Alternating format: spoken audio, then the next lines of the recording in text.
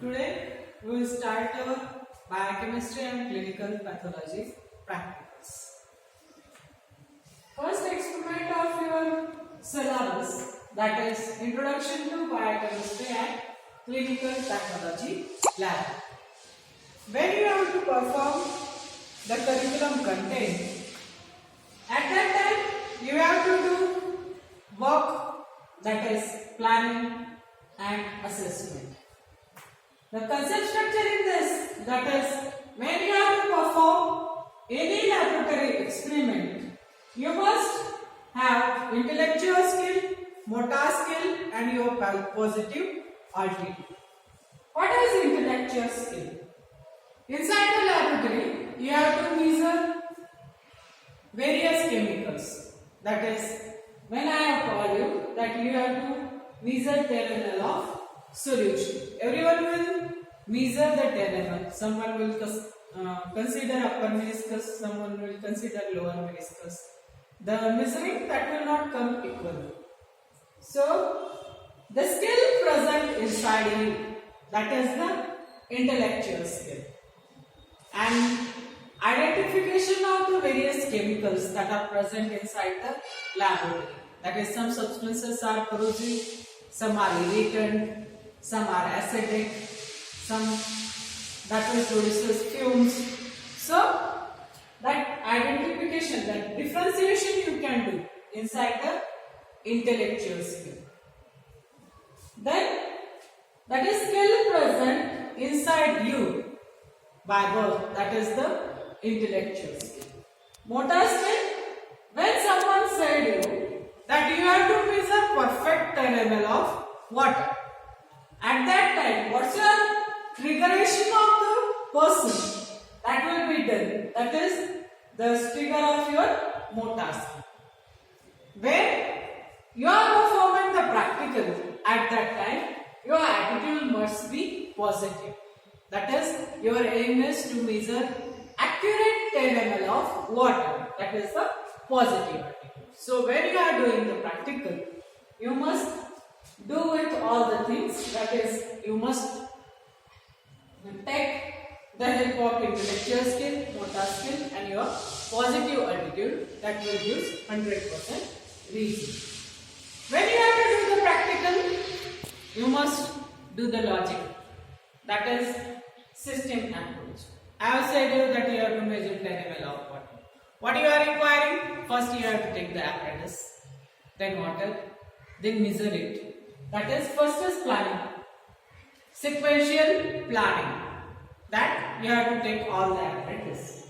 Content analysis, you have to take the water and system approach, that is, you have to measure 10 ml of water. That is, by logical thinking, you have to do the work so as to get the 100% result.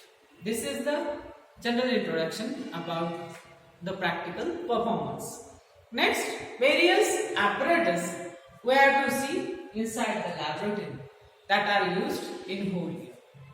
That is centrifuge, photoelectric colorimeter, microscope. First we will see the centrifuge. Centrifuge, it is a machine that is used for separation of solid and liquid by the use of centrifugal force.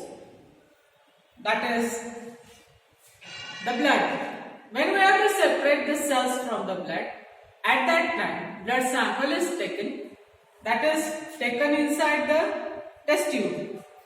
Blood that is taken inside the test tube, and it is that tube that is kept inside the centrifuge, and it is rotated at 1000 rpm per minute. What's your centrifugal force? That will settle down the solid material at the basement of the test tube. That is known as centrifuge. The machine that consisting of a lid. Here the test tubes, 4 test tubes are there. 4 test tubes that are present inside it. And when you are keeping the sample inside this test tube, you have to take the samples and kept inside this test tube holders. these test tube holders are there.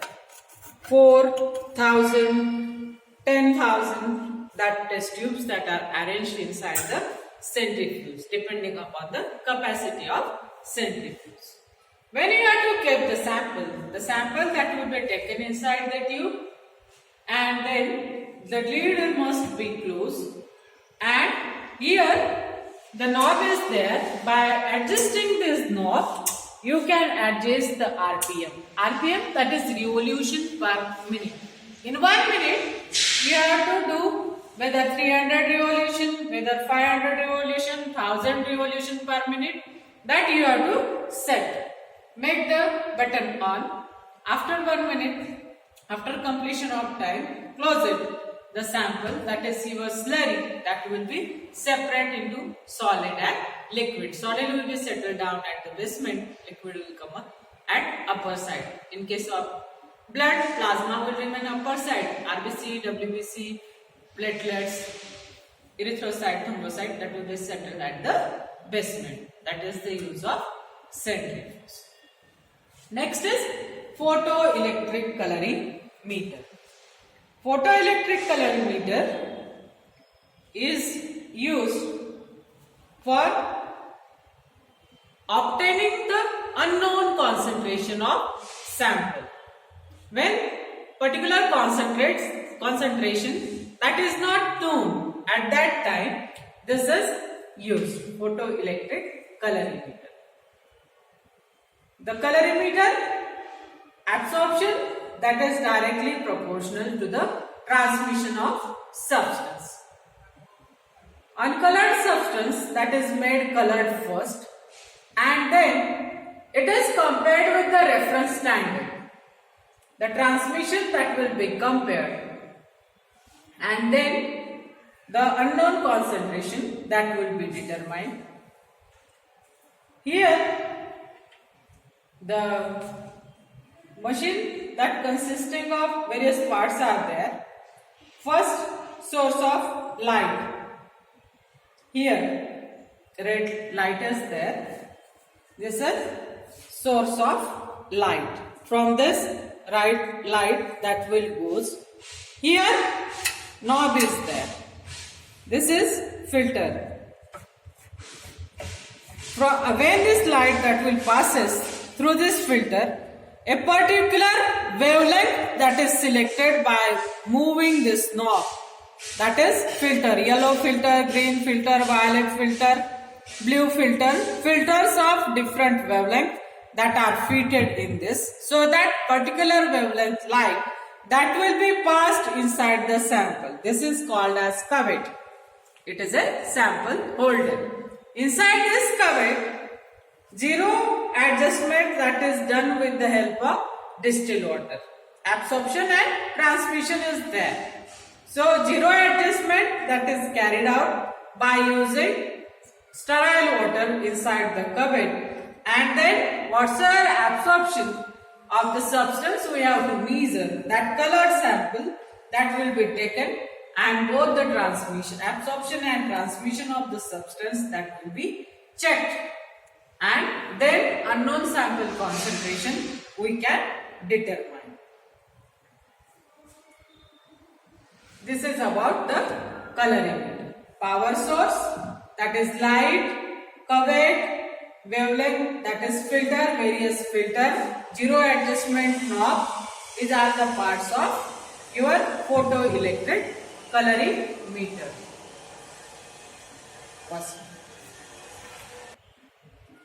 This is called as, next instrument is microscope. Microscope, it is an optical instrument that is consisting of lenses, combination of lenses that is used to magnify minute image of an object to produce an image that we can see with naked eyes. Whatsoever the substances we can't see with the help of eye, that can be seen under the microscope. For example, microorganism. Microorganism, their size is too much small. We can't see by naked eyes. So, with the help of this microscope, we can see the microorganism. When any infection that is throat infection, that will be occur in case of TB. Sputum sample is collected. And what is the causative agent of tuberculosis? Causative agent is Mycobacterium tuberculosis. So, by observing the morphology of the microorganism inside the microscope, we can detect the positive organism of our disease. The sample that is taken, the microscope that consisting of this lenses. These are the two objectives, 10x, 45x and 100x. This is diaphragm. This is called as diaphragm. By this diaphragm, we can adjust the light source. This is the light that will reflect the light on your objective. On glass light, you have to take the sample and with the help of coarse adjustment and by using the fine adjustment, you have to see your sample. On a glass light it is taken, inside the objective you have to note it. And by observing the shape of microorganism, you can detect what is the causative agent of a particular disease. That is sputum sample, then feces sample that will be taken, and the shape, by observing the shape we can detect what the disease that has been occurred. This is about the introduction of our instruments that we are using in whole year. Everyone has got the manual. Inside your manual, various questions are there. That is observation, what you have to write. Student to write observation information directed as a parts of colorimeter. We have seen the parts of colorimeter, that is power source. I have shown you the power source first.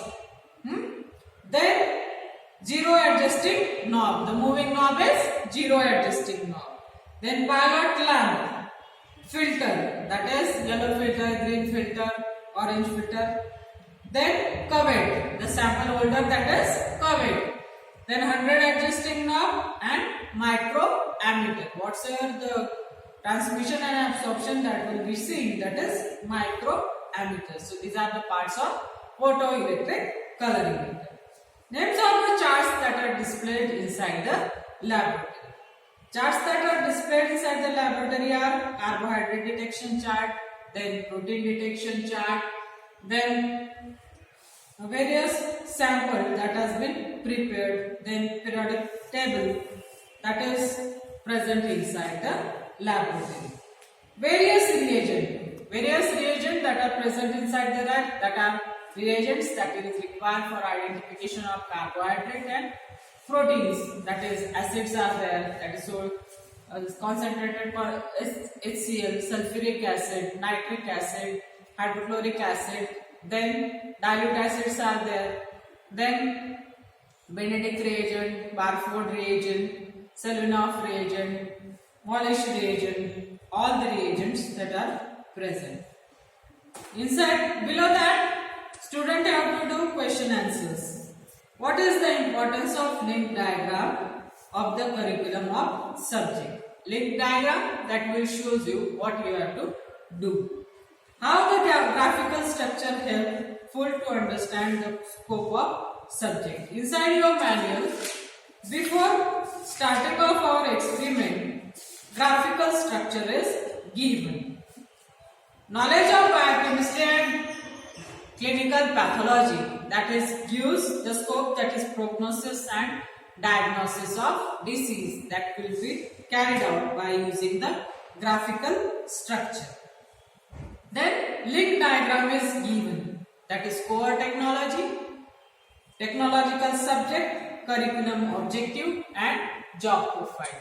What is core technology? Core technology, that is what's your subject you are teaching inside the first year.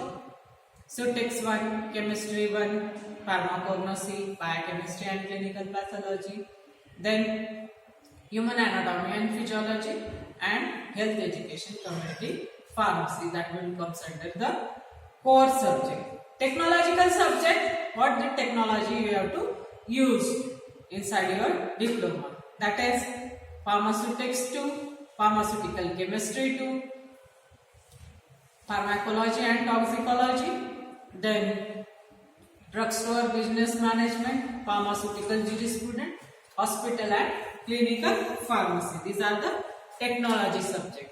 Then curriculum objective. When first, that is development of attitude of person. First impression is the last impression. That is first personality you have to develop when you have to do the job of pharmacist. Develop social skill and for the social development. Whatsoever is area you are living, you should give the knowledge about the pharmacy in that area. Develop continued learning skill for lifelong learning. From the birth till the death of our occurs, we have to learn each and everything inside the life. By birth, no one is having complete knowledge. By learning the things, by learning and applying inside the life, we can having performance of life grade. So, lifelong learning till the death occurs, you have to learn. Then gain the basic knowledge of human body and various illness disorder. Consider drug formulation and their development, appropriate use. Formulations that are drug formulation that are LVP, SVP, then LVP, that is small volume parenteral, large volume parenteral, tablet, capsule, then drops, then various sprays, that is use of proper that. Development of communication skill. You must develop communication skill. As pharmacist, it is a triangle between physicians and patient. So, whatsoever difficulties that are faced by physician as well as by patient, that are discussed with pharmacist. So, pharmacist is having knowledge about the medical as well as about the logical thinking of the patient. So he can convince both physicians as well as patient. When he is becoming MR, marketing representative, he has to convince the doctor that is this drug is better than whatsoever you are prescribing. So whatsoever your communication skill, that must be developed so that you can convince the physician as well as the patient. Next, develop technical skill for the industrial and hospital activities. Development must be carried out if you have to take the position inside your field. So, continuous development that is carried out inside you, that will carry inside your field. Next is, after taking all these three things, that is core technology, technological subject and curriculum objective, you can get the job profile. That is inside the industries, you can get the job of manufacturing, quality assurance, medical representative, research and development, pharmacist. Inside the trade, community pharmacist, dispensing pharmacy, wholesaler, retailer, then clinical pharmacist, hospital pharmacist. Inside the academic, you can become lecturer, government regulatory services, storage inside the packaging of drug, distribution of drug, chemicals and pharmaceutical and cosmetics. This is the link diagram, that is in whole 2 years what you have to take, that is given inside the link diagram. Then graphical structure, as I have told you, that is identification of unknown samples that has been carried out by with the help of chart, that is carbohydrate, enzymes, lipids. Then blood sample you have to take, and then qualitative and quantitative test, that is quality that will be determined and quantity that will be determined. With the help of microscope, we can identify the unknown microorganism sample. This is about the second. Next, state the two application of centrifuge in biochemistry and clinical pathology laboratory. When I am giving the introduction of centrifuge, I have told that separation of the slurry, that is solid and liquids that are separated inside the centrifuge. So blood sample, when it is taken at that time, blood cells and plasma that is separated inside the centrifuge. State one application of colorimeter in biochemistry and clinical pathology laboratory. When renal damaged patient is there, concentration of creatinine that has to be done inside the patient, that is how much creatinine that has been increased, that is detected by using this colorimeter. That is unknown concentration we can determine. State one application of microscope, that is what is the causative agent of diarrhea, diarrheal microorganism, that can be determined by using the microscope. Type of balance that is used inside the laboratory, one pan balance that is used. What precaution should be taken while operating the centrifuge? Inside the centrifuge, the test tube must be balanced by the sample and the lid must be closed when the centrifuge is on.